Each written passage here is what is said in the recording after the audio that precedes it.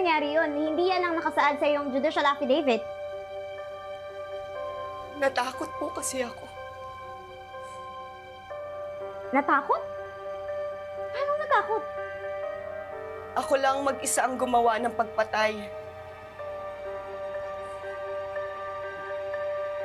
Natakot ako na baka pag nasa loob na ako, may gawin sa akin hindi maganda ang mga pulis. O kaya kayo, sa anak ko. Baka may gawin kayong hindi maganda. Kaya sinisi ko po lahat kay Ma'am Patricia Ingano. Hindi ka tinakot o pinagbantaan. Nung kinausap ka namin, walang kahit anong paglabag sa karapatan mo bilang akusado ang naganap. Lalong-lalo ng pisikal na pananakit. Binigyan ka pa nga namin ng abogado bilang katibayan na malaya kang nagbigay ng iyong salaysay habang protektado ang karapatang pantao mo. Sinasabi niyo lang po yan dahil wala po kayo sa posisyon ko. Pero natatakot po ako na baka may gawin kayo hindi maganda sa akin.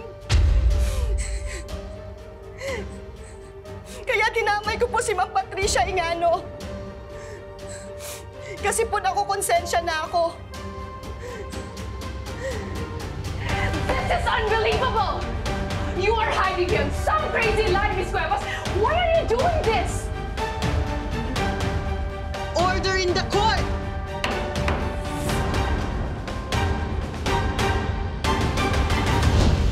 Sinabi ko na po lahat sa affidavit. At naiintindihan ko yon. Pero, kung babaguhin mo yung pananaw mo, may mga handang tumulong. Diba? Merong mga bagay na hindi natin kayang tiisin para sa kapakanan ng pamilya natin, di ba? Hindi. Huwag yung anak ko. Huwag niyo po siyang idamay dito. Huwag kang mag-alala. Pag ginawa mo yung pinapagawa namin sa'yo, someone with your child's best interest at heart will help kahit na nasa kulungan ka. Si Patricia, willing siya sagutin ang lahat ng gamot ng anak mo para ma-extend ang buhay ng precious child mo.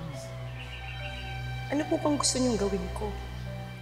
Isang simpleng pagbabago lang naman sa kwento mo para sa longer and brighter life of your child.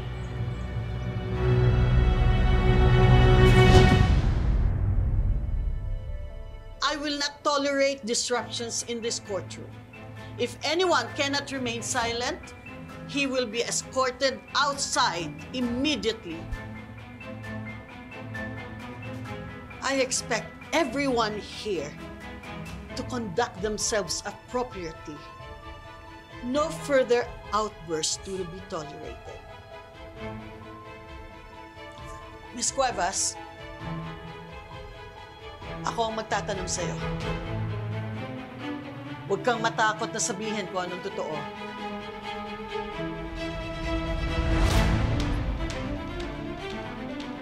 Anong iyong motibo sa ginawa mong krimen?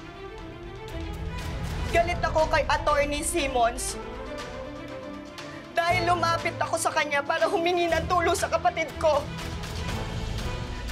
Pero hindi niya kami tinulungan dahil wala kaming pera. Ganyan naman ang hustisya, di ba? Para lang sa mayayaman. Pero kaming mahirap, wala kaming hustisya. Kaya ako na ang gumawa ng hustisya para sa kapatid ko. Hindi! Hindi! Hindi totoo yan! Hindi ganyan yung mati ko! Hindi totoo yan! Nagsisinungaling ka! Hindi totoo yan! Hindi totoo yan!